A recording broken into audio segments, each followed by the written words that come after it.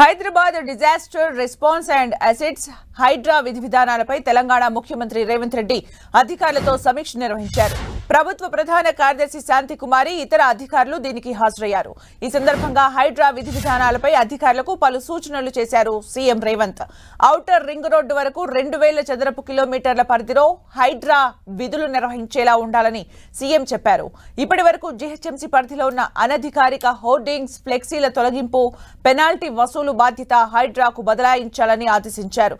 జోన్ల విభజనలో police station పరిధిలు, assembly నియోజకవర్గ పరిధిలు పూర్తిగా ఒకే జోన్లో వచ్చేలా జాగ్రత్త వహించాలని పేర్కొన్నారు. నాలాలు, చెరువులు, ప్రభుత్వ స్థలాల ఆక్రమణల విషయంలో నిబంధనలు కఠినతరం చేసేలా అధ్యయనం చేయాలని, GHMC, water works, disaster management, municipal విభాగాల మధ్య ఎప్పటికప్పుడు సమన్వయం ఉండేలా చూడాలన్నారు.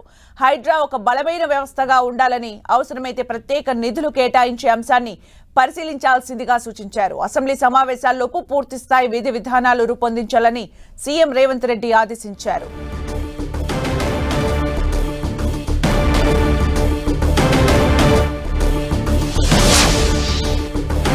ఇక పూర్తి అప్డేట్స్ మా ప్రతినిధి కొండల్ అందిస్తారు. కొండల్, హైదరాబాద్ రోజు రోజుకు విస్తీర్ణం పెరుగుతుంది. ఎందుకంటే పూర్తి స్థాయిలో తెలంగాణలో ఉన్న జనాభాలో దాదాపు సగానికి ఇప్పుడు హైదరాబాద్, గ్రేటర్ హైదరాబాద్ పరిధిలోకి వచ్చే అవకాశం ఉన్న నేపథ్యంలో ఇక్కడ ప్రజలకు మరింత మెరుగైన సేవలు అందించేందుకు ప్రభుత్వం ఒక కీలక నిర్ణయం తీసుకుంది. గత సమావేశాలను హైడ్రాను ఏర్పాటు చేయాలని ప్రభుత్వం నిర్ణయం తీసుకుంది. ఈ హైడ్రాపైనే ఈరోజు ముఖ్యమంత్రి రేవంత్ రెడ్డి సమీక్ష నిర్వహించారు. ప్రస్తుతం జీహెచ్ఎంసీ, హెచ్ఎండిఏ రెండు ఉన్నాయి. అయితే ఈ రెండింటిని మిక్స్ చేస్తూ మొత్తం ఔటర్ రింగ్ రోడ్ వరకు కూడా హైడ్రా పరిధిలోకి తీసుకురావడం అన్నది ప్రభుత్వం నిర్ణయం తీసుకుంది. ఈ హైడ్రా అంటే దాదాపు సిటీ కలుపుకుంటే 2000 కిలోమీటర్ల పరిధిలో హైడ్రా విస్తరించి ఉంటుంది.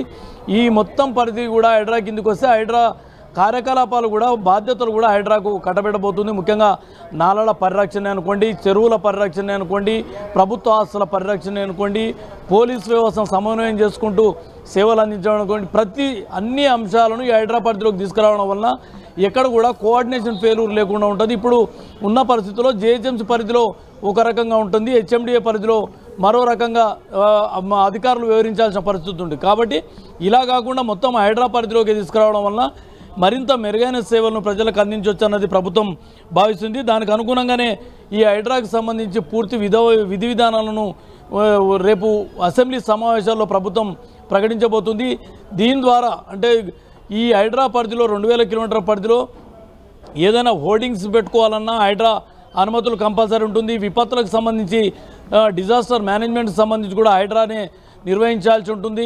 ఇలా ప్రతిదీ కూడా హైడ్రా పరిధిలోకి తీసుకురావడం వల్ల ఏకీకృతం అంటే పరిపాలన అన్నది సామాన్యుడికి సేవలు అన్నవి ఒకే చోటు నుంచి అందేందుకు వీలుంటుందన్న దాంట్లో భాగంగానే ఈ హైడ్రాను పెట్టారు. ఇంకోటి జోన్ల వారీగా పోలీస్ స్టేషన్ల పరిధి, ఇప్పుడు ఒక పోలీస్ స్టేషన్ పరిధిలో దాదాపు 4-5 జోన్లకు ఒక పోలీస్ స్టేషన్ పరిధి ఉంటుంది. దీని ద్వారా నేరాలు అరికట్టడంలో కూడా కొంత ఇబ్బందికరమైన పరిస్థితి ఉంటుంది. ప్రజలకు అక్కడ వచ్చి కంప్లైంట్ చేసుకునే పరిస్థితుల్లో కూడా ఎవరు ఏ జోన్ కిందకి ఏ పోలీస్ స్టేషన్ ఉంటాయన్నది కూడా కొంత ఇబ్బందికరమైన పరిణామం ఉంటుంది. కాబట్టి ఈ హైడ్రా పరిధిలోకి తీసుకొచ్చినప్పుడు ఖచ్చితంగా వీటన్నిటిని దృష్టిలో ఉంచుకొని పోలీస్ స్టేషన్ పరిధిలో జోన్లను ఒకే పోలీస్ స్టేషన్ పరిధిలోకి వచ్చే విధంగా డిజైన్ చేయాలి. ఆ విధంగానే ఏర్పాటు చేయాలని ఇట్లా చాలా పలు సూచనలు సీఎం రేవంత్ రెడ్డి ఈ సమీక్షలో అధికారులకు చేయడం జరిగింది. దీని విధి విధానాలను ప్రభుత్వం రూపొందించబోతుంది. వచ్చే బడ్జెట్ సెషన్లో ఈ పూర్తిగా హైడ్రాకు సంబంధించిన విధి విధానాలను ప్రభుత్వం తీసుకురాబోతుంది.